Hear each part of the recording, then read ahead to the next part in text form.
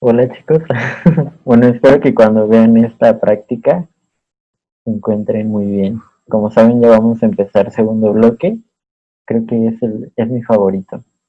Entonces, para empezar con cardio, fisiología de cardíaca y vascular, pues esta primera práctica es sobre excitación, contracción y potencial de acción cardíaco.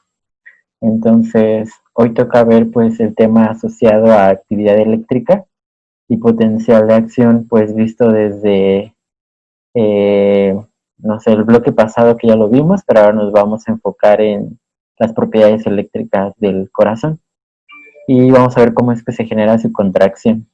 Pero antes de todo esto que van a ser las bases muy importantes para el electrocardiograma y ciclo cardíaco que vamos a ver a lo largo del bloque, pues antes puse una pequeña introducción que viene justamente en el PDF de su práctica, que es que el corazón eh, sí se ve el mouse doctor, sí, ¿verdad? Sí, Ok, que es que el corazón va a funcionar como una bomba. Vamos a ver que vamos a volver a revisar el tema de contracción, pero no para hacer un movimiento, ya sea de mover un brazo o mover una mano, sino va a ser un movimiento muy particular que se requiere que el corazón realice para hacer sus funciones. Entonces, nuestra práctica nos dice que el corazón va a funcionar como una bomba, pero en realidad van a ser dos. Esto como introducción muy rápida, que es la bomba derecha y la bomba izquierda. La bomba derecha por la aurícula y ventrículo derecho, bomba izquierda por aurícula y ventrículo izquierdo. ¿Por qué son dos bombas? ¿Por qué? Porque existen dos circulaciones, la circulación mayor y la circulación menor, o también circulación sistémica o bien circulación pulmonar. Por eso es que se divide en dos bombas el corazón de forma fisiológica. Vamos a comenzar con la circulación mayor, que es importante más que un recordatorio anatómico, es importante recordar todo ese circuito que va a llevar a cabo la sangre. ¿Por qué? Porque pues a mí se me hacía algo confuso cuando volvíamos a revisar esto en el tema de ciclo cardíaco, entonces para tener esta introducción creo que es buena.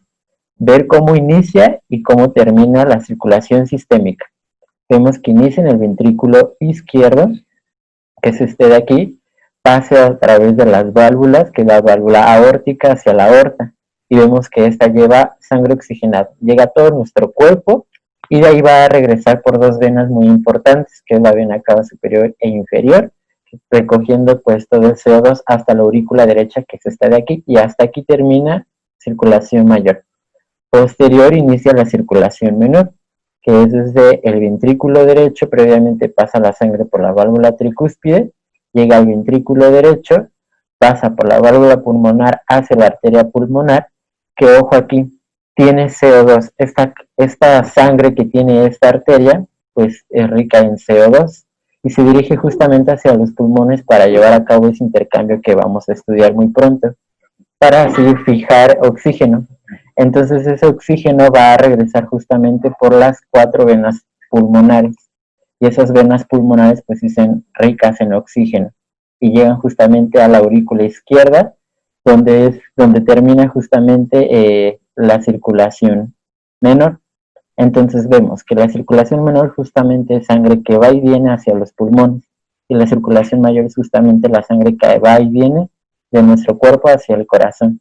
Entonces aquí solamente como dato clave o dato importante que creo que es necesario para fisiología es que todas las arterias van a ser todos aquellos vasos que salgan del corazón y saquen sangre, por así decirlo, y las venas que regresen sangre de nuevo hacia el corazón. Y pues la diferencia en realidad es esa, entre arterias y venas. También podemos decir que otra diferencia así rápida es que es el tipo de sangre que lleva cada uno de estos vasos sanguíneos, que son las arterias, sangre oxigenada y venas, sangre poco oxigenada y rica en CO2. Pero como vemos aquí, estas son las únicas arterias, es una excepción, que cargan o que transportan sangre rica en CO2 y las venas pulmonares son las únicas venas o son la excepción que cargan sangre rica en oxígeno. Entonces es como la definición más importante es sangre, vasos que llegan y vasos que salen serán arterias y venas respectivamente. Y pues estos pequeños datos importantes, que estas son las únicas arterias con CO2 y las únicas venas con oxígeno. Entonces, este esquema creo que es muy resumido para todas las dos circulaciones que vamos a revisar a lo largo de todo el bloque. Entonces, aquí importante les pusimos algunas características fundamentales que tiene en conjunto todo el sistema cardíaco con el sistema vascular, es decir, el sistema cardiovascular. Número uno, que es un sistema cerrado, que quiere decir que entre estas dos circulaciones, el volumen de sangre que va a estar fluyendo, moviéndose, es prácticamente el mismo, va a ser constante. ¿Qué quiere decir en términos simples? Que la misma sangre que sale del corazón va a ser la misma sangre que tiene que llegar al corazón. Otra característica importante es que el corazón va a funcionar como una bomba. ¿Por qué como una bomba? Específicamente siendo estrictos como dos, pues justamente para generar una presión. Esa presión va a ser, cuando veamos el tema de hemodinamia, pues en términos simples para esa primera práctica, la generadora, esa presión va a ser la generadora de mover o de que la sangre fluya, ¿ok? Y otra característica importante es que la circulación es unidireccional a lo largo de ambas circulaciones, mayor y menor. ¿Gracias a qué? A las válvulas cardíacas, las 4 que están en el corazón, y gracias a las válvulas venosas que se encuentran en las venas. Y otra muy importante es que este sistema cardiovascular pues va a tener comunicación con el medio externo, gracias a varios sistemas, que será el sistema respiratorio y el sistema renal, que los vamos a ver de forma muy integrativa este segundo bloque. Y también se comunica con el medio externo por medio de los intestinos, que lo vamos a ver en el siguiente bloque, para el transporte de nutrientes. Entonces estas cuatro características son muy generales, pero muy importantes de todo el sistema cardiovascular. Entonces, una función fundamental y la principal del sistema cardiovascular es que va a mantener la constancia del medio interno, que ya de alguna forma revisamos en el bloque anterior. ¿Para qué? Para satisfacer la perfusión tisular, la perfusión que quiere decir que todo nuestro cuerpo, todos nuestros tejidos reciban la adecuada irrigación o la adecuada cantidad de sangre, y para satisfacer las demandas metabólicas de estos tejidos. Entonces, esta primera diapositiva es como una introducción muy resumida. ¿Ok? Entonces, ahora sí vamos a iniciar justamente con el tema de excitación, contractilidad y potencial de acción del tejido cardíaco. ¿Ok? Entonces, vamos a ver que primero tenemos que empezar a estudiar y analizar nuestras células miocárdicas. ¿Cómo son? Esas células cardíacas, miocárdicas o si no, miocitos. Pues justamente son de músculo estriado. ¿Qué quiere decir? Que van a tener una sarcómera, esta unidad funcional contráctil. Por tanto, van a tener los miofilamentos delgados y gruesos que revisamos, de actina, de troponinas, de tropomiosinas y de miosinas. ¿Ok? Van a ser células uninucleadas, como vimos en histología, una forma muy peculiar que se le denomina como apantalonada. Y muy importante esto, que van a tener discos intercalares, que van a ser esos desmosomas que unen cada uno de estos cardiomiocitos. Aquí, como lo vemos, discos intercalados son esas uniones intercelulares. ¿Qué son importantes de estas uniones intercelulares en los discos intercalados? Que se encuentran en estructuras moleculares muy importantes, que son los desmosomas y, sobre todo y más importante, las uniones comunicantes o gap junctions en inglés, que son esos canales formados por conexinas que le van a dar pues una característica muy importante a nuestro tejido miocárdico en general, en toda la conformación del tejido miocárdico. Esa característica en toda la conformación del tejido miocárdico se le va a denominar como un sinsitio, es decir, esas uniones intercalares que se encuentran en ellas, las uniones comunicantes, que son las gap junctions, le dan la peculiaridad de que todo va a funcionar como un sinsitio, es decir, cada una de esas células van a estar comunicadas y conectadas entre sí y van a aparecer y trabajar como si fueran una sola célula en conjunto, de forma que trabajen todas de forma sincronizada y uniforme. Ese trabajo va a ser su excitación y su contracción, que vamos a ver adelante. Y una característica muy importante que a mí me gusta mucho es que es un tejido, o si no es que es el tejido más rico en mitocondrias, que tiene un peso de 30-40%, corresponde a las mitocondrias de este tejido, y tiene un metabolismo pues básicamente aerobio. Vamos a ver por qué es que se requiere muchas cantidades de mitocondrias, sobre todo en este tejido miocárdico. Entonces estas son las características de las células miocárdicas.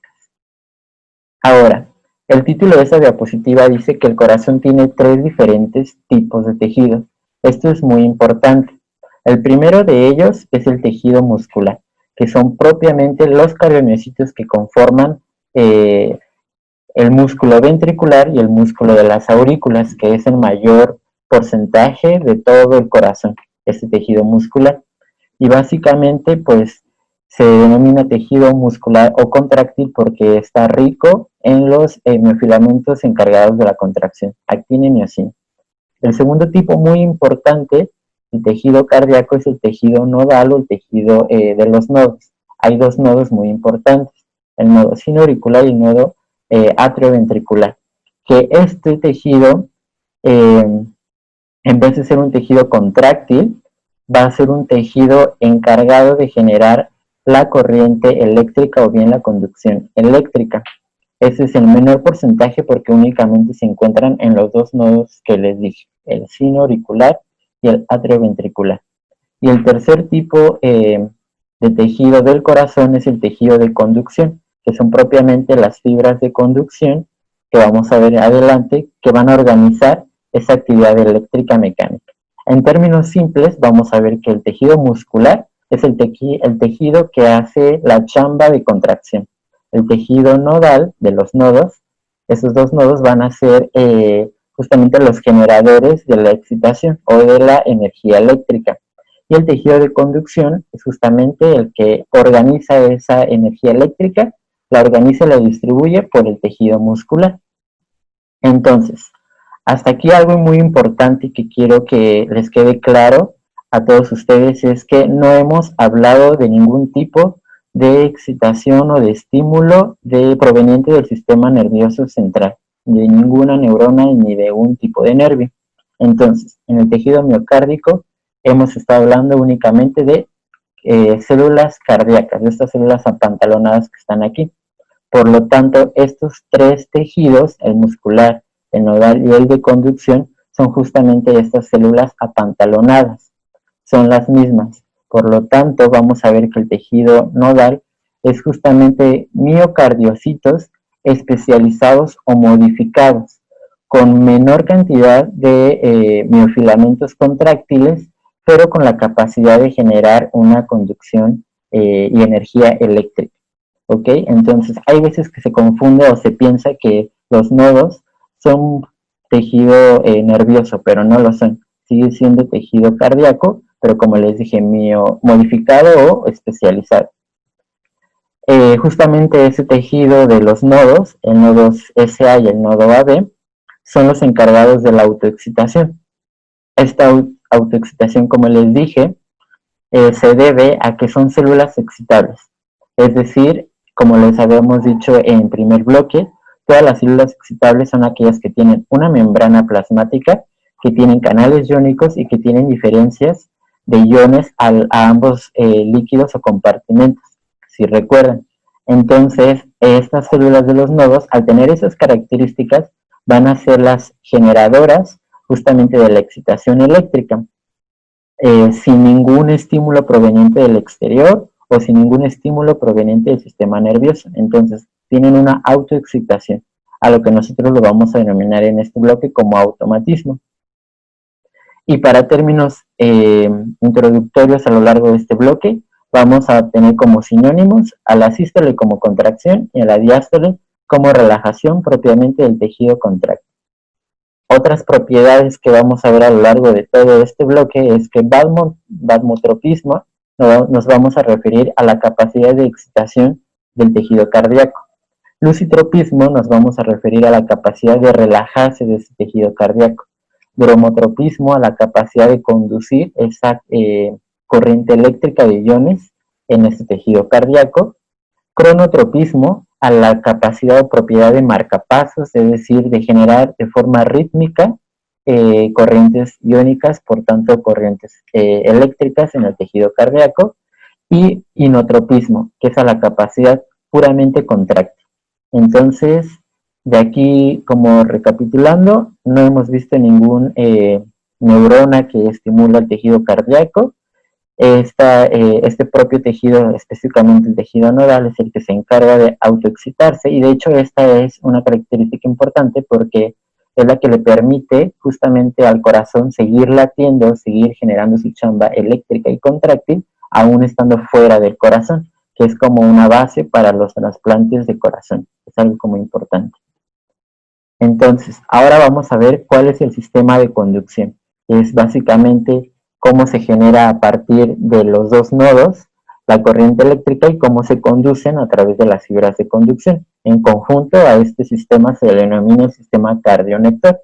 Entonces, esos tres primeros cuadritos de arriba nos dice que son los tejidos de los nodos, los que son los generadores de la actividad eléctrica, y que no hemos visto ninguna intervención del sistema nervioso.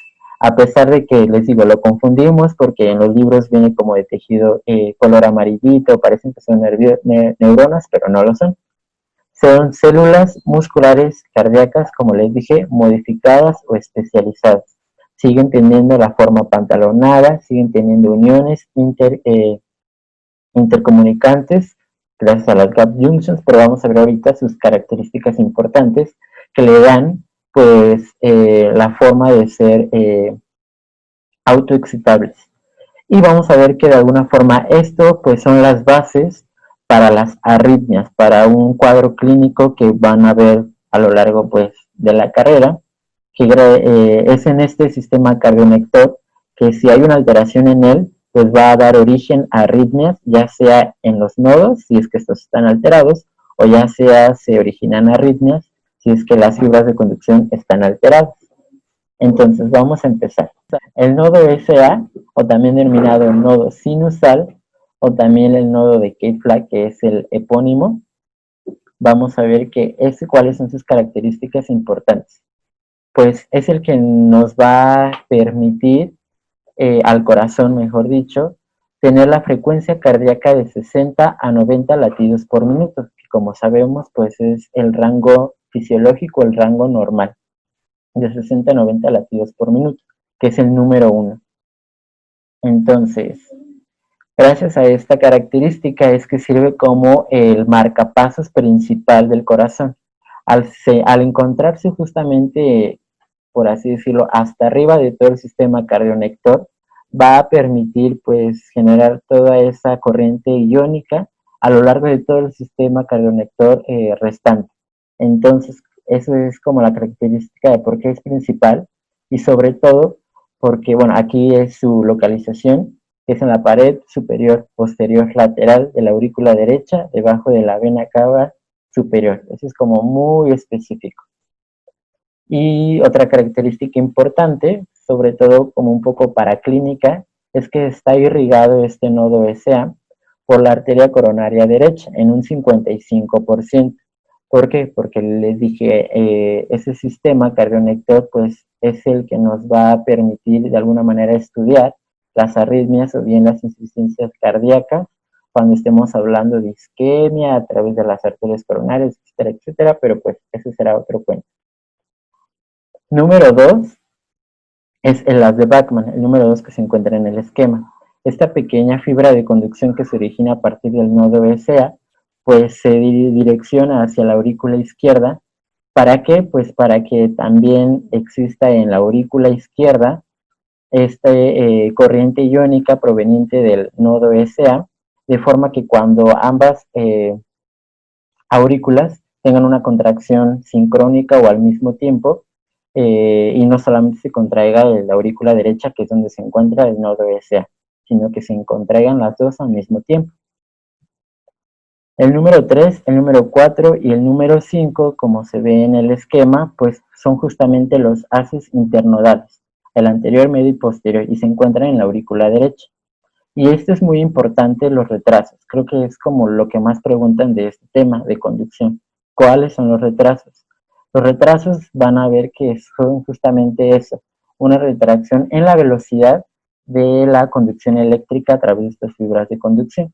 Y estos haces internodales, el 3, el 4 y el 5, tienen un retraso de 0.03 segundos.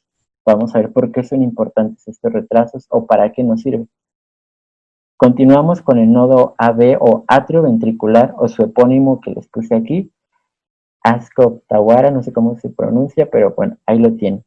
Su característica importante es que tiene una frecuencia cardíaca, o más bien nos permite tener en el corazón una frecuencia cardíaca de 40 a 60 latidos por minuto. Estos dos nodos que hemos visto, el SA y el AB, son justamente los nodos que les dije, originadores o generadores de la corriente eléctrica. Que si bien cuando el nodo SA tiene alguna alteración, como les dije, no está totalmente irrigado y llega a sufrir necrosis, pues ahora la chamba de generar esa corriente eléctrica a lo largo de todo el sistema cardionector, pues será justamente, si ya no funciona el SA, pasará a tener ese trabajo el nodo AB. Pero aquí ya no va a tener la misma frecuencia cardíaca con la que va a generar esa conducción, sino ahora va a ser menor, de 40 a 60 latidos por minuto. Pero como si ustedes recordarán, les dije, todo el tejido cardíaco está funcionando como un sinsitio. Si se genera una corriente a partir del nodo AB, gracias a esa característica de sinsitio, pues también va a permitir que la conducción generadora del nodo AB también discurra o se dirija hacia el nodo SA o hacia las fibras de conducción internodales. ¿Por qué? Porque pues todo está conectado, entonces no es como un inicio hacia otro fin o de un extremo hacia otro extremo. Gracias a esa capacidad de sinsitio, pues también el nodo AB va a permitirse que se discurra toda la conducción a lo largo de todo el tejido cardíaco. Otra característica importante es que les dije, bueno, cuando pues ahora toma el ritmo de la frecuencia cardíaca, se denomina el ritmo nodal, se encuentra en la pared posterior de la aurícula derecha sobre la inserción de la válvula tricúspide. Esta característica anatómica casi no les preguntan, pero creo que es importante que la conozcan. Tiene una irrigación de la arteria coronaria derecha, esto es importante, mayor que la irrigación del nodo SA. Eso me parece interesante porque cuando hay en realidad una isquemia del corazón, cuando lo lleguen a ver, en realidad es el nodo AB el que se altera o el que deja de funcionar de forma principal o primeramente es el que se altera. Ya que imagínense, si se alterara el nodo SA, pues los pacientes aún sufrirían más de lo que ya sufren, porque pues el nodo AB es el único que haría su chamba y pues de 40 a 60 latidos por minuto, vamos a ver que es prácticamente antifisiológico o no va con los rangos de la vida real. Ese también tiene un retraso y es el retraso más largo de todo el sistema cardionector. Eso siempre pregunta departamental. ¿Cuánto dura su retraso? Dura de 0.09 segundos. Entonces, ¿a qué se deben estos retrasos? ¿Qué quieren decir estos retrasos? Pues vamos a ver que se debe principalmente, como vemos en este dibujito. Lo que necesita hacer el corazón, como les dije, es tejido necesita contraerse. Pero ¿qué pasa si todo se contrae al mismo tiempo? Es decir, tanto aurículas, las dos aurículas, tanto los dos ventrículos. ¿Qué pasaría? Todo se contraería al mismo tiempo y pensaríamos que la sangre que se encuentra en aurículas y en ventrículos, al contraerse todo en conjunto al mismo tiempo, la sangre en todas partes, en las 4 cavidades, pues sería expulsada del corazón. Pero esto no debe de ser así. Entonces, este gran retraso, que es el más largo de 0.09 segundos en el nodo AB, se debe a que tiene una menor o una gran menor disminución de las uniones intercomunicantes o de las gap junctions. Entonces, al tener menor estos canales, estas uniones comunicantes entre estas células del nodo AB, pues van a tener una mayor resistencia a la corriente iónica, a la corriente eléctrica.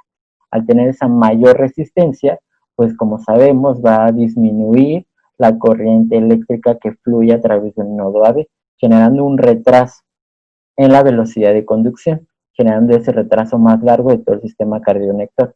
¿Para qué? Como les dije, no debe de contraerse aurículas y ventrículos al mismo tiempo. Entonces, este retraso nos permite al corazón que tenga una sístole, es decir, una contracción, y una diástole, es decir, una relajación, sincronizada o coordinada. Entonces, lo normal que vamos a ver poco a poco en este bloque es que aurículas se tienen que contraer y ventrículos se tienen que relajar al mismo tiempo. Es decir, unas cavidades se contraen mientras otras se relajan al mismo tiempo, para que así, como lo vemos en la imagen, como vemos las aurículas al contraerse, generan esa expulsión de sangre hacia los ventrículos, y estos relajados pues se permiten llenarse. Entonces, igual, cuando los ventrículos se contraen, las aurículas tienen que estar relajadas para que éstas se permitan llenarse. Entonces, es este llenado coordinado que es importante y que tiene que existir en todo nuestro corazón. A eso se deben los retrasos, que son retrasos fisiológicos, no son retrasos patológicos. Son retrasos fisiológicos que son importantes conocerlos. El siguiente componente del sistema cardionector es el haz de His. El haz de His es justamente el que se señala el número 7, pero vemos que está cubierto, ahí traté de ponerlo en rectángulo azul, que va a simular, por así decirlo, al esqueleto cardíaco, que es justamente esos anillos de tejido fibroso. Es tejido fibroso que divide aurículas de ventrículos. Ese haz de His se encuentra justamente entre ese tejido fibroso y es el único componente del sistema cardionector que permite la comunicación eléctrica de aurículas con los ventrículos. No es el nodo aurículo-ventricular, que tiene el nombre de aurículas y ventrículos. En realidad no es ese componente que comunica ambos sistemas de conducción de ambas cámaras, ventrículos y aurículas, sino es el haz de His, que es el que atraviesa el tejido fibroso, que es el que sí une el sistema de conducción de aurículas y el sistema de conducción de ventrículos. Y tiene un retraso también muy importante de 0.045 segundos. Ese retraso de 0.045 segundos, vamos a ver que se debe justamente a que ese tejido fibroso en el cual se encuentra penetrado, pues funcione como aislante ese tejido fibroso. Y al funcionar como un aislante, pues también contribuye a generar una resistencia a la conducción, por lo tanto se debe a ese su retraso. Y que también este retraso del haz de His, pues contribuye, como les dije, al llenado coordinado, es decir, sístole y diástole coordinado de aurículas y ventrículas. ¿Ok?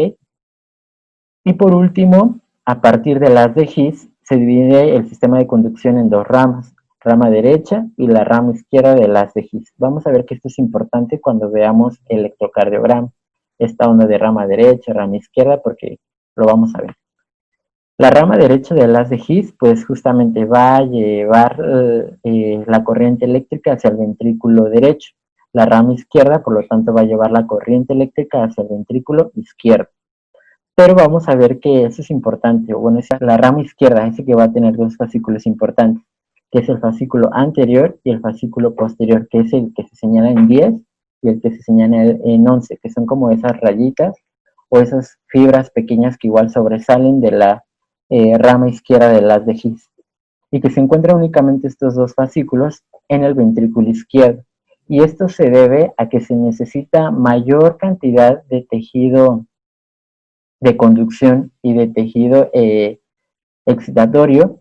¿Por qué? Porque va a ser el ventrículo izquierdo el que va a generar la chamba más fuerte, él tiene el trabajo más pesado contráctil de las 4 cavidades, porque vamos a ver, como les dije en la primera diapositiva, en la circulación mayor, el ventrículo izquierdo es el que se encargaba de expulsar toda la sangre hacia todo nuestro cuerpo. Entonces, mandar sangre a todo nuestro cuerpo, pues es muy pesado. Entonces se requiere gran cantidad de tejido de conducción para que lleve a cabo una contracción pues suficiente y superior a la de todas las demás cavidades. Justamente en el ventrículo izquierdo es esa la razón por la cual se encuentran esos dos fascículos, que son prominencias de tejido de conducción pues necesario que requiere el ventrículo izquierdo. Y por último, las fibras de Purkinje. que son básicamente las que comunican directamente ese tejido especializado de conducción con el tejido contráctil propiamente de toda la musculatura de los ventrículos. Entonces, las fibras de Purkinje se comunican directamente con los cardiomiocitos de los ventrículos. Vamos a ver que esos no tienen un retraso, pero sí tienen la mayor velocidad de conducción de todo el sistema cardionector. Esa es igual pregunta muy común. Las fibras de Purkinje, por lo tanto, al tener esa mayor velocidad de conducción, cerca de 1.5 a 4 metros por segundo, gran velocidad, pues es la que le permite justamente tener una contracción adecuada, sincrónica y uniforme en todo el músculo ventricular, ventrículo izquierdo y ventrículo derecho. ¿Para qué? Para asegurar una contracción de los ventrículos, como les decía, uniforme y sincronizado. Y tiene un ritmo, ese sí tiene un ritmo más bajo de 30 a 40 latidos por minuto. Entonces, si falla el nodo SA, va a utilizarse el nodo AB como el marcapasos. Si falla el nodo AB, van a utilizarse ahora las fibras de Purkinje como marcapasos. Y estos van a generar una frecuencia cardíaca de 30 a 40 latidos por minuto, que como vemos es prácticamente incompatible con la vida de una persona. Es creo muy importante recalcar, como bien dijo Uva, tanto el nodo SA como el nodo AB, como las fibras de Purkinje, tienen la capacidad, tienen esta característica de automatismo. Eso significa que ellas solitas se pueden despolarizar y repolarizar y sin necesidad de intervención del sistema nervioso, otra vez pueden desarrollar un potencial de acción.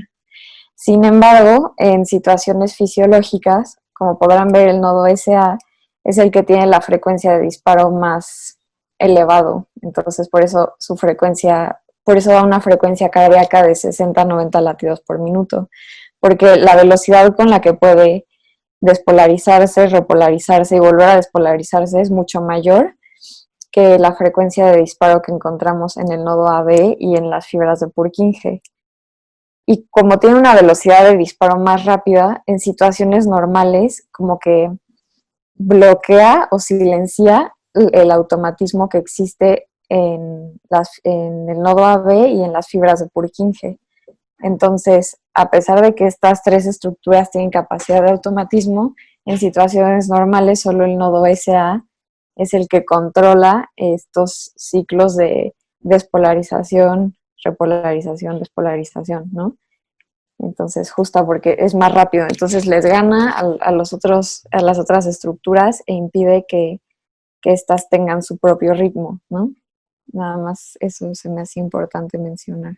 O sea, que olvidaba esta diapositiva, es que si hacemos una suma de los retrasos fisiológicos del nodo AB, de los haces internodales, del haz de His, vamos a ver que suman un retraso de tiempo de 0.19 segundos, que igual hay veces que lo preguntan en los exámenes, para que lo tengan aquí como el retraso total de todo el sistema cardionector es de 0.19 segundos. Y el retraso más largo, como les dije, importantísimo, es del nodo AB. ¿Ok? Y su razón por la cual tiene ese retraso también es importante que logren comprender. Entonces, creo que ahora es paso de analizar propiamente el potencial de acción cardíaco, que es un poco parecido al que vimos en primer bloque, pero tiene sus diferencias importantes, que lo hace en particular y que vamos a ver que es particular al que vamos a ver aquí, que como les puse en el título, es como el potencial de acción cardíaco clásico, pero en realidad no es el único que existe en todo el tejido cardíaco. Al existir tres tipos de tejido, como les habíamos comentado, pues vamos a ver que van a existir otro potencial de acción diferente a este que vemos aquí. Y les digo que este es el característico porque va a tener la famosa meseta. Entonces vamos a empezar. Primero, ¿qué se requiere para tener un potencial de acción? Como les habíamos explicado desde el primer bloque, se requiere un potencial de membrana en reposo, es decir, la membrana de los cardiomiocitos o bien el sarcolema de este tejido va a tener un potencial de membrana en reposo de un voltaje de menos 90 milivolts, que es distinto al que tenía el sistema nervioso, si recordarán. ¿De qué depende este potencial de membrana en reposo de los cardiomiocitos? Pues depende, como les dije, de canales rectificantes de potasio, que son los que forma en reposo sin ningún estímulo, se encuentran de alguna forma abiertos. Y al ser canales de potasio, pues permiten una conductancia a favor del gradiente de concentración intracelular del potasio. Al estar abiertos sin ningún estímulo, pues vamos a ver, como lo vemos en la imagen, permiten sacar esas cargas positivas al exterior, disminuyendo o negativizando el interior. También la bomba sodio-potasio, como habíamos discutido en el bloque pasado, contribuye a esta negativización del potencial de membrana en reposo. Entonces, estos dos componentes generan ese menos 90 milivoltios que se encuentra el sarcolema sin ningún estímulo. Entonces, ¿qué se necesita posterior a ese potencial de membrana en reposo para generar ese potencial de acción? Un estímulo. ¿De dónde proviene ese estímulo? Como les dije, no proviene del exterior, ni proviene de una intervención del sistema nervioso, ni central ni periférico. Proviene, como se ve en la imagen, de esa célula apantalonada que sigue siendo tejido cardíaco, pero especializado modificado, que es el tejido del nodo, puede ser nodo A o nodo SA. ¿Ok? Entonces será esta célula capaz de autoexcitarse gracias a la forma en su sitio, será el estímulo para generar el potencial de acción en todo el tejido en forma de sin sitio, en todo el tejido cardíaco. Entonces ya tenemos nuestro estímulo proveniente del nodo SA. ¿Qué va a ocurrir con este estímulo? Pues vamos a ver que este estímulo nos va a generar la fase 0. Es importante las fases en el potencial de acción, sobre todo conocer qué fase, sus características, qué fase y cómo se ve en la gráfica del potencial de acción. La fase 0, como vemos, corresponde a a partir de menos 90, vamos a ver que tiende a subir, es decir, de estar negativo va a tender a estar positivo. ¿Gracias a qué? A una despolarización, debido a unos canales de sodio dependientes de voltaje. Esos canales de sodio dependientes de voltaje, gracias al estímulo del nodo SA, tienden a abrirse. Se abren estos canales ingresando sodio, es decir, se dirigen a favor de su gradiente de concentración. El sodio extracelular entra hacia el interior del cardiomiocito, despolarizando justamente la membrana. Y vamos a ver que cuál es el umbral, así como el sistema nervioso tenía un umbral, un voltaje de umbral, el sistema cardíaco también lo tiene, y su umbral es de menos 60 milivolts. ¿Qué significa que cuando llega al umbral? Quiere decir que los apenas pocos canales de sodio que se habían abierto gracias al estímulo, al llegar a menos 60 milivolts, prácticamente todos los canales del sarcolema se abren, generando pues rápidamente la despolarización. Es decir, se pierde la carga de menos 90 milivolts, llegando al umbral de menos 60 milivolts, y se despolariza, cerca de más 20, más 30, más 15 milivolts. Entonces, gracias a esos canales de voltaje, eso corresponde a la fase 0. ¿Qué fase sigue? Es la fase 1, que es justamente la fase 1, que es donde se inactivan los canales de sodio. Recuerden, no será lo mismo cerrarse que inactivarse. En la fase 1 se inactivan. Es decir, ningún otro estímulo va a poder de alguna manera generar una entrada de sodio a través de estos canales dependientes de voltaje de sodio. Entonces se inactivan estos canales, por lo tanto va a haber una pequeña repolarización. Al inactivarse los canales de sodio ya no entran cargas positivas, pero aquí hay importantes dos canales muy particulares. Hay muy pocos canales de potasio, que son los que ya conocemos, que una vez que se despolariza se tienen que repolarizar. Entonces son canales de potasio activados por voltaje que tienden a abrirse en voltajes menos negativos o más positivos. Entonces al abrirse estos voltajes, estos canales de potasio se abren y el potasio intracelular sale. De esta manera cargas positivas salen del interior de la célula, negativizando un poco el voltaje de la membrana, pero es muy poco.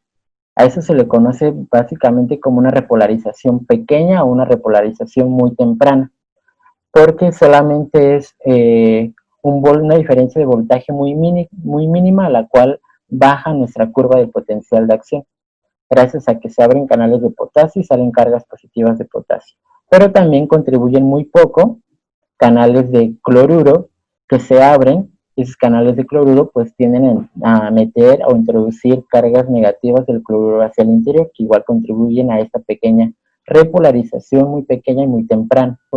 Sigue la fase 2, que es la fase característica del potencial de acción cardíaco, que se denomina meseta. ¿Por qué se denomina así?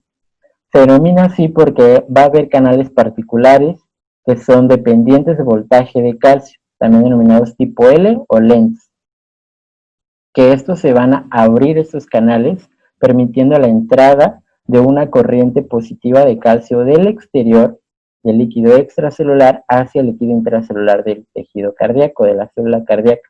Entonces ingresa esta corriente de calcio positiva, pero a la vez mayores canales de potasio que se estaban abriendo de forma temprana en la fase 1, se empiezan a abrir un poco más rápido y más canales. Por lo tanto, esos canales de potasio que se abren un poco más rápido y en mayor cantidad, pues también tienden a ellos a pues movilizar su corriente iónica de potasio, igual de cargas positivas.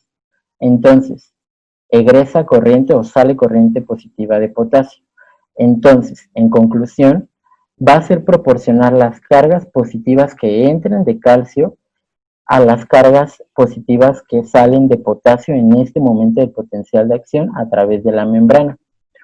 Por lo tanto, ni sube ni baja en la curva, se mantiene lineal, por así decirlo, se mantiene en forma de meseta. Esta es la razón por la cual se ve así.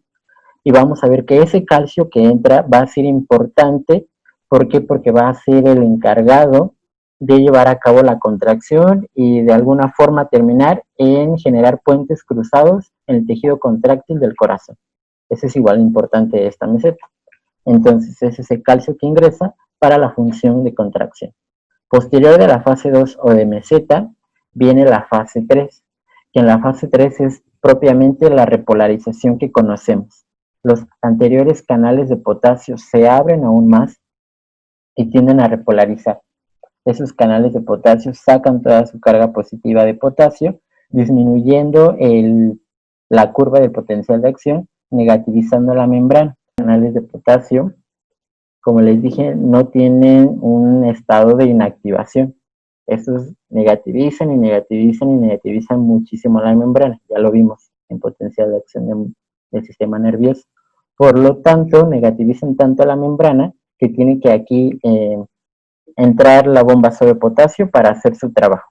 Es decir, movilizar la carga positiva que tanto entró de sodio, movilizarla hacia el exterior e intercambiar la carga positiva de potasio para poder generar estos niveles adecuados de iones en el espacio intracelular. Y de esta manera, pues se vuelve a recuperar el voltaje del potencial de membrana en reposo del tejido cardíaco. Entonces se lleva a cabo la hiperpolarización, pero se recupera ese voltaje del potencial de membrana en reposo gracias a la bomba. Aquí muy importante, ¿cuál es el tiempo de conducción cardíaca, o mejor dicho, cuál es el tiempo que dura el potencial de acción del corazón? De 200 a 250 milisegundos. Esto varía en las bibliografías, pero es ese rango. Vamos a ver que dura muchísimo menos que un segundo, y eso va a ser interesante cuando lleguemos al tema de ciclo cardíaco. Entonces, creo que esto es todo del potencial de acción cardíaco, pero ahora tenemos que integrarlo con esto que sigue aquí.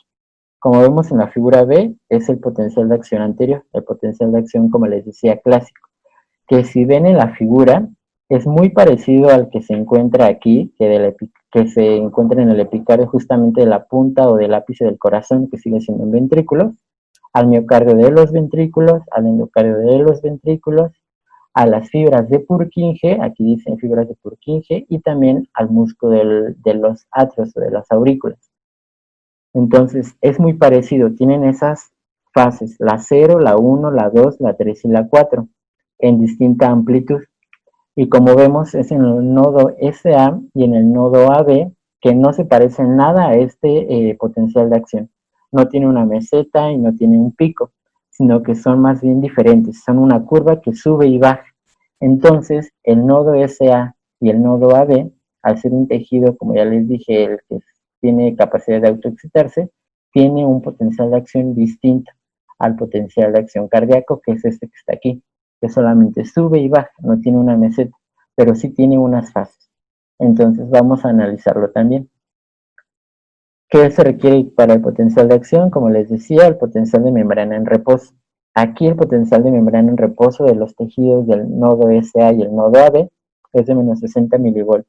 Y depende, pues vamos a ver que de canales rectificantes, pero también va a depender mucho de la diferencia de iones, del espacio intra y extracelular que se encuentren de este tejido, de estas células. ¿Cuál es ese estímulo? Si estamos hablando del nodo SA y el nodo AB, pues su estímulo serán ellos mismos, estos mismos tejidos, los que tienen la capacidad de autoexcitarse. Entonces van a llegar a un umbral cuando ese estímulo estimula a estas células. Vamos a ver que generan, como siempre hemos visto, la apertura de canales de sodio. Esa apertura de canales de sodio, vamos a ver que genera un aumento de menos 60 milivolts hasta menos 40 milivolts, gracias a esos canales de sodio, llegando al umbral de menos 40 milivolts. ¿Qué pasa en este umbral? Como era en el anterior, llegar al umbral era que ya todos los demás canales de sodio dependientes de voltaje restantes se activaran y rápidamente se despolarizaran. Pero aquí en realidad no van a ser canales de sodio en su mayoría. En la mayoría son canales de calcio los que se abren gracias al llegar a este umbral de menos 40 milivolts, que en algunos libros los denominan como canales de calcio-sodio o simplemente canales de calcio y pocos canales de sodio, pero de manera prominente son unos canales que permiten una corriente de calcio hacia el interior, despolarizando la membrana. ¿Ok? Entonces, como vemos, hasta este momento este potencial de acción del nodo SA o del nodo AB, que puede ser también, tiene una fase 4. Inició con la fase 4, que era gracias a los canales de sodio, que iniciaban una despolarización temprana hasta llegar al umbral de menos 40. Sigue una fase 0, que es la fase 0, pues la despolarización, pero aquí gracias a los canales de calcio-sodio o bien de calcio y pocos canales de sodio. Pero no llega a una espiga como llegaba en el potencial de acción cardíaco o como llegaba en el sistema nervioso. No llega a una punta, sino es más bien una curva medio chatita o un poco más amplia. Esto se debe a que rápidamente, al darse esta fase 0 de despolarización y de entrada de calcio, pues rápidamente sigue o se ve seguido una corriente de salida de potasio del interior. Entonces, gracias a esos canales de potasio dependientes de voltaje, se ven activados, se ven abiertos y permiten esa corriente de salida de cargas positivas. Entonces, es esta fase 3 la que corresponde a estos canales de potasio. Y como recuerden, no se inactivan. Pero aquí en realidad de funcionar como tal la bomba sodio-potasio para recuperar ese potencial de membrana en reposo, no lo lleva a cabo esa bomba de sodio-potasio, sino lo lleva a cabo justamente de nuevo los canales de sodio rápidos de voltaje que se encontraban en un inicio. Entonces estos canales de sodio inician o regresan de nuevo el potencial de membrana en reposo. Entonces, como vemos, son únicamente la fase 4, la fase 0, la fase 3 y nuevamente la fase 4 y se vuelve a repetir.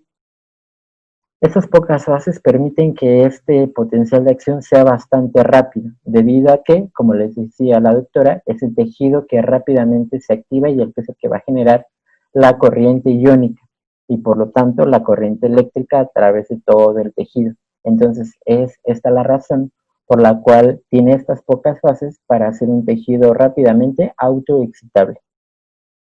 Súper. Ahí nada más me gustaría agregar, porque yo cuando estaba en segundo veía fase 4, fase 0, fase 3 y decía, bueno, ¿qué les pasa, no? O sea, no saben contar o qué onda. Sí. Lo que pasa es que tenemos, o sea, si se acuerdan de las fases que nos acaba de explicar Uva, que tienen las células, los miocardiocitos del ventrículo y de las aurículas, ¿se acuerdan que era fase 0, fase 1, fase 2 de meseta, fase 3, ¿no? Fase 3 de repolarización y fase 4 que es el potencial de reposo, ¿no? Entonces, tomando eso en cuenta, si se dan, si observan, las células marcapaso no tienen ni la fase 1 ni la fase 2. No tienen la fase 1, que es la despolarización dada por la entrada de sodio a la célula, ni la fase 2, que es la repolarización pequeñita, que está dada por la cerrada, por el cierre de los canales de sodio y la salida de cargas positivas por los canales de potasio. Entonces, por eso se salta esos dos números, ¿no? Entonces, la fase 4, aquí también, si se dan cuenta, es una fase de reposo, en donde están abiertos unos canales de sodio muy especiales, que se llaman canales HCN. Son especiales justamente porque están abiertos cuando la célula está hiperpolarizada, ¿no? O en potencial de reposo. Entonces, cuando está a menos 60 milivolts la célula, que esos 60 milivolts reciben el nombre de potencial diastólico máximo, o sea, es el punto más negativo a donde llega el potencial de acción de las células marcapasos. Entonces, en ese potencial se abren los canales HCN, ¿ok? Entonces, estos canales HCN van a dejar entrar sodio y van a dejar entrar calcio, y es lo que va a empezar a despolarizar durante la fase 4 nuestra célula marcapasos, ¿no? Y ya que llega a menos 40 milivolts, entonces se abren los canales de calcio de tipo L o lentos, que son los que nos van a dar la fase 0 o la despolarización, ¿no? Y entonces, como dijo Ubar, ya que está por llegar a 20 milivolts o ya que se ha despolarizado la célula marcapasos, los canales de calcio tipo L se van a empezar a cerrar y los canales de potasio se empiezan a abrir y eso nos va a dar la fase 3 de repolarización, ¿no? Y otra vez, justo cuando llegamos a menos 60 milivolts, eso activa o abre a los canales HCN, que otra vez van a empezar a dejar entrar cargas positivas de sodio y cargas positivas de calcio, ¿no? Y de hecho es chistoso, esa curvita, esa primera subida de despolarización dada por los canales HCN en la fase 4, esa corriente que se genera le dicen corriente Fonny o corriente IF, así la pueden encontrar en los libros, justamente porque al principio los investigadores que estaban haciendo electrofisiología y midiendo pues la electricidad en las células marcapaso no entendían de dónde venía esa corriente, porque bloqueaban canales de sodio, bloqueaban todo y seguía habiendo una corriente de despolarización chiquita. Entonces por eso le pusieron de nombre corriente Fonny. Y ya creo que eso es todo lo que quería agregar. Y súper importante que recuerden que aquí la despolarización está dada por canales de calcio.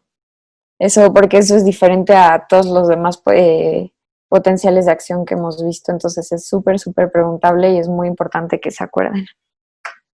Y ya. Posterior a ese potencial de acción, como ya vimos, a esos cambios de voltaje, a ese papel que llevan a cabo estos canales iónicos en el sarcolema, ya sea de cardiomiocitos o bien de las células del tejido de los nodos. Vamos a ver que todo eso va a tener que llegar justamente de esa carga eléctrica a un punto final o a un objetivo final, que es la contracción del corazón. Entonces, esta acoplación o este acoplamiento, que es justamente esa relación o conjunto de dos cosas importantes, es que al iniciar con esa corriente eléctrica va a terminar con una contracción, es decir, una formación de puentes cruzados, de actina con miocina. ¿Cómo es que se genera? Pues vamos a ver que entonces es importante relacionar ese potencial de acción de los cardiomiocitos justamente ahora con la contracción, que de alguna manera ya la revisamos, porque sigue siendo ese tejido cardíaco, músculo estriado, parecido al músculo esquelético. Entonces, número uno que se requiere, pues se requiere el potencial de acción que ingresa desde la célula adyacente. porque como les decimos, es un tejido en forma de sinsitio. Entonces, una célula, vamos a ver que al tener esas uniones comunicantes, va a permitir la fácil despolarización de todas las células que tiene al ladito o alrededor. Entonces, prácticamente un potencial de acción en el tejido cardíaco sucede uno solo al mismo tiempo en todas las células. No es como en el sistema nervioso, que era en una sola célula, ocurrían varios a lo largo de la acción. Este mismo potencial de acción va a realizar toda esa chamba al mismo tiempo en todo el tejido cardíaco, justamente porque pues, se requiere ese acoplamiento, excitación, contracción que se requiere el corazón para contraerse y movilizar esa sangre. Entonces, ese potencial de acción que es transmitido por otra célula apantalonada de cardiomiocito que están al lado de él, pues va a permitir que otra célula cardíaca pues igual se despolarice. Gracias a que, como aquí están los canales de sodio, como era en la fase 1, perdón, en la fase 0, la fase 1 que era la pequeña entrada de cloruro, la pequeña salida temprana de potasio, esa pequeña y mínima repolarización, que es la fase 1. Posterior sigue la fase 0, que es la fase de meseta, donde se abrían canales de calcio tipo L, que era calcio extracelular el que iba a generar esa corriente de entrada hacia el interior del cardiomiocito. Va a ser justamente en este paso del potencial de acción, gracias a esa entrada de la fase 2 o bien de la meseta, que esas cargas positivas de calcio son las que van a entrar hacia el citosol del cardiomiocito. Ese calcio es muy importante en esta fase 2 del potencial de acción que entre, porque como vemos en esta imagen, una de esas cargas positivas va a inducir o estimular otra salida o otra fuente de calcio muy importante. Ese calcio vamos a ver que va a unirse a un receptor muy importante que se encuentra en el retículo endoplasmático del cardiomiocito. Aquí antes quiero también decir que, como vemos, sigue siendo músculo estriado, pero también va a tener esas invaginaciones del sarcolema o de la membrana, que son, como habíamos dicho, los túbulos T, que igual tenían músculo esquelético. Este músculo cardíaco también tiene estas invaginaciones. Y también esas invaginaciones justamente estarán muy relacionadas de forma localizada con el retículo endoplasmático, de forma que van a generar como esta estructura diada, así se denomina, y que en el músculo esquelético, pues habíamos dicho que eran triadas, ¿ok? Que eran dos túbulos T, no miento, un túbulo T con dos cisternas del retículo endoplasmático. Aquí en el corazón, diferencia es que es un túbulo T por una cisterna del retículo endoplasmático. Entonces, esa entrada de calcio de la fase 2 va a estimular un receptor muy importante que va en el retículo endoplasmático, que va a abrir un canal, que es un receptor, que es el mismo canal, va a inducir una salida de calcio. Entonces, a este fenómeno del calcio proveniente del líquido extracelular por el potencial de acción, se le conoce como liberación de calcio inducida por calcio. De alguna forma vemos que este canal es inducido por calcio, es equivalente al receptor de rianodina que teníamos en el músculo esquelético. Entonces, esa liberación de calcio inducida por calcio va a ser el generador justamente de llegar hacia las troponinas, C específicamente de las cadenas delgadas o de los filamentos delgados e iniciar todos esos cambios conformacionales que ya vimos en contracción el bloque pasado. Se lleva a cabo ese mismo proceso de cambios conformacionales y de la unión de puentes cruzados entre la quina y miocina. ¿Gracias a quién?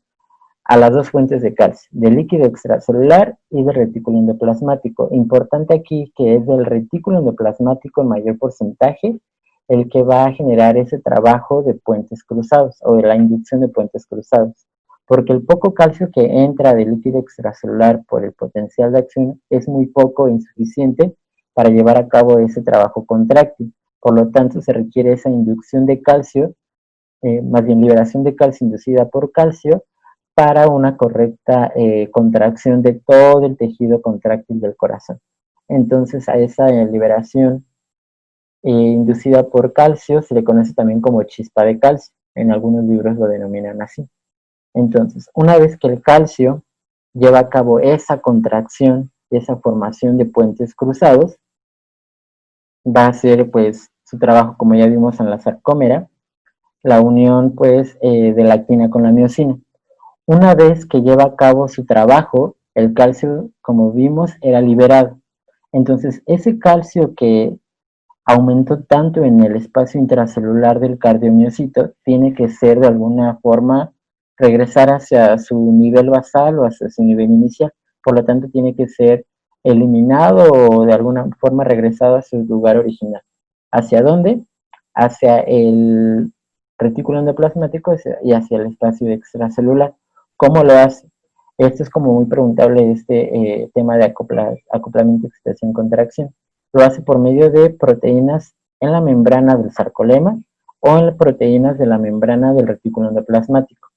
Vamos a ver que esas proteínas, la principal que se encarga de eliminar la mayor cantidad de calcio hacia el espacio extracelular es justamente el intercambiador sodio-calcio.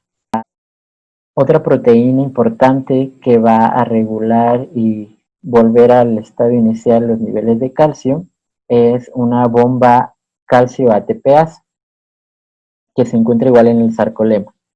Por cada ATP que hidroliza, pues va a eliminar un calcio hacia el espacio extracelular. Esto son los dos mecanismos por los cuales se elimina calcio hacia el espacio extracelular. Ahora les dije, también se requiere regresar calcio hacia el retículo endoplasmático. ¿Cómo lo hace? Aquí, como lo vimos en músculo esquelético, hay una proteína que también se denomina cerca, en este caso en el corazón, se denomina cerca 2, que corresponde a otra bomba de calcio ATPasa, pero la diferencia de la cual está en el sarcolema es que esta cerca 2 o esta bomba calcio ATPasa va a introducir 2 calcios por cada ATP que hidroliza. Es como una diferencia pues interesante. Y a su vez, esta bomba de calcio ATPasa tiene una mayor activación cuando es estimulado el tejido cardíaco por el sistema nervioso parasimpático, por medio de receptores beta-1 adrenérgicos. Toda esta unión de adrenalina por estos receptores beta-1 pues van a generar cascadas hasta llegar a activar una PK. Y esta PK pues es una sinasa, entonces fosforila una proteína muy importante aquí en color verde, color cafecito, que es una proteína que se denomina fosfolambano. Al ser fosforilada, pues estimula aún más esta proteína cerca 2 para la captación de calcio en retículo endoplasmático. Pero aquí algo muy importante que quiero hacer es que acabo de decir que tiene inervación del sistema simpático nervioso del corazón. Y ustedes me dirán, pero es que dijiste que no tiene ninguna intervención en el sistema nervioso. Pues no, o sea, lo que dije es correcto. No tiene ninguna intervención para generar la excitación en el sistema de los nodos SA y en el nodo AB. Pero vamos a ver que el sistema nervioso autónomo, ya sea simpático o parasimpático, sí tiene una intervención justamente en el músculo cardíaco, propiamente cardiomiocitos o tejido contráctil. ¿Por qué? Porque como lo han visto, creo que, pues justamente el bloque pasado, el sistema nervioso simpático, pues es el de huida o escape o huida. Entonces, si ustedes recordarán, una de sus características es que aumentaba la frecuencia cardíaca. Entonces, es justamente únicamente a través de moléculas, en este caso adrenalina y otras catecolaminas, por las cuales tiene receptores en el corazón que estimulan nada más este proceso de contracción. Lo estimulan y lo hacen más rápido, ya sea el sistema simpático que lo acelera o bien el sistema parasimpático que lo disminuye. Entonces, generando una taquicardia o una bradicardia. Entonces, es como la única forma por la cual interviene el sistema nervioso, no en su generación de excitación, ni de corriente eléctrica o iónica, pero sí en su proceso contractil. Es como la diferencia. Dice, y antitransporte de sodio-calcio son 3 sodios por un calcio. Ok. Por último, este cuadrito que les puse sobre sístole y diástole, que es como una conclusión del acoplamiento excitación-contracción. La sístole del músculo cardíaco, sea ventricular o sea auricular, se denomina sístole es calcio dependiente, es decir, su contracción se requiere forzosamente de calcio. Como dijimos, de calcio extracelular, pero más importante, del calcio acumulado en el retículo endoplásmico del cardiomiocito. Porque será ese calcio que lleva a cabo pues, los cambios conformacionales para la formación de puentes cruzados. Pero, ¿qué pasa en la diástole? La diástole se dice que es ATP dependiente. ¿Qué quiere decir esto? Quiere decir que para los enlaces o puentes cruzados que ya están formados de alguna manera, vamos a ver que, es decir, la actina o la miosina están unidos, pues se debe justamente al producto del calcio, a la acción del calcio, esa unión de actina y miosina. Pero una vez que llega a ATP, se coloca, como recordarán, en las cabezas globulares de miosina, ATP no hidrolizado. Entonces, ese ATP que llega hace que se separe actina y miosina y de esta forma ya no haya puentes cruzados, pero sigue habiendo un ATP que sigue estando completo y no hidrolizado, pero que genera esa separación de actina y miosina, por lo tanto, no contracción, por lo tanto, relajación. Entonces, es ese ATP disponible en la cabeza globular de miosina no hidrolizado, el que será una posibilidad o una oportunidad para que exista otro futuro puente cruzado cuando vuelva a haber calcio. Entonces, es este ATP no hidrolizado con sus 3 fosfatos el que permite esa separación de actina y miosina y por lo tanto esa relajación. Por eso es que se dice que la diástole cardíaca es ATP dependiente. Es por esa razón. Además, mi lógica también me dice que gracias a estas bombas que vimos de la cerca 2 en el retículo endoplasmático y la bomba de calcio ATPase que se encuentra en el sarcolema, pues también se requiere ATP. Entonces ese es ATP que se requiere para llevar a cabo esa distribución de calcio que ya no se utiliza porque ya hay relajación. Es ese ATP que se requiere para esas bombas justamente para volver a los niveles originales o iniciales de calcio. Entonces, esa es como mi otra lógica, por la cual igual es que se dice que la diástole o relajación es ATP dependiente. Y pues creo que